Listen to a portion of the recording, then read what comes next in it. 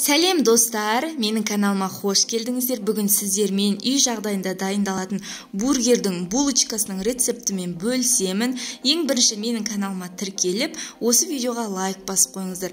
Үй жағдайында дайындалатын бургердің булочкасы өте дәмді, жасалу жолы өте оңай. Сіздер де жасап көріңіздер. Ең алдымен тереңдеу ыдысымызға 500 мл жылы сүтті және жарты кесе жылы суды, 1 шай қасық тұз, 2 ас қасық көлемінде қантты, одан кейін 1 шай қасық көлемінде құрғақ ашытқымызды салып, жақсылап араластырып аламыз.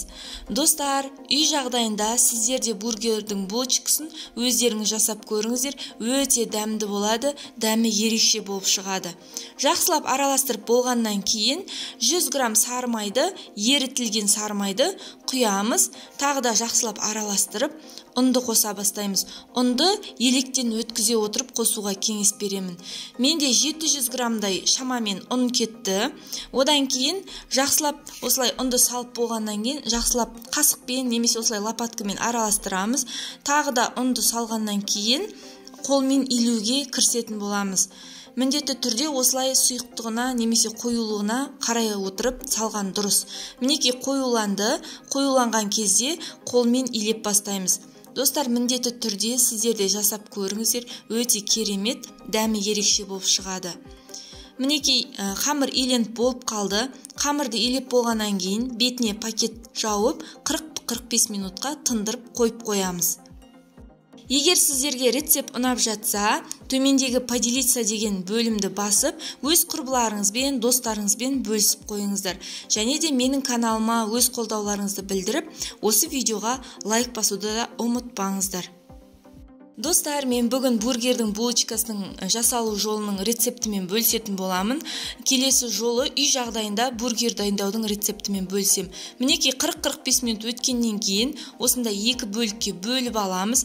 Қарасаңыздар, қолға жабыспайтындай осындай жұмсақ қамыр болды. Бетін жауып қоямыз. Одан кейін екінші бөлікті алып, бірнеше бөліктерге бөлеміз. Мен барлық булочкалардың көлемі бірдей болу үшін арнайы таразыны қолданып, қамырды 90 граммнан бөліп алып отырдым. Егер сіздерде таразы жоқ болса, көз мөлшермен бөліп алуға да болады. Мен булочкалардың барлығын 90 граммнан жасадым. Мінекей қарасаңыздар, 90 граммнан жасап, барлығын дөңгелекше етіп, шарик жасап аламыз.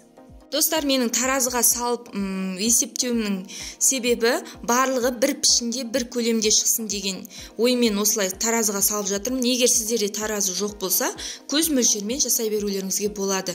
Келесі кезекте дайын болған булочкаларымызды енді пісіруге кірісеміз. Противенге осындай пергамент төсеп, дайын болған булочкаларды осылай қойып шығамыз.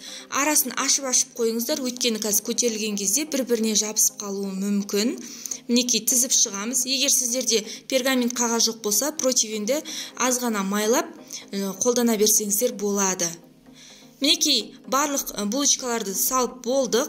Енді бетін осындай құрғақ майлықпен жауып қойып қоямыз. Бір 20 минуттай тұрса жеткілікті. Міне 20 минут тұрды. Енді үстінен ақырын ғана қолымызбен басып шығамыз. Дәл осындай видеода көрсетілгендей етіп басып шығамыз.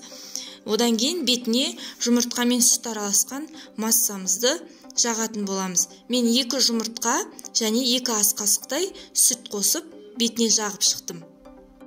Достар, сіздерде осы рецептпен бургердің булочкаларын дайындап көріңіздер. Жасалу жолы өте оңай, әрі дәмді болады.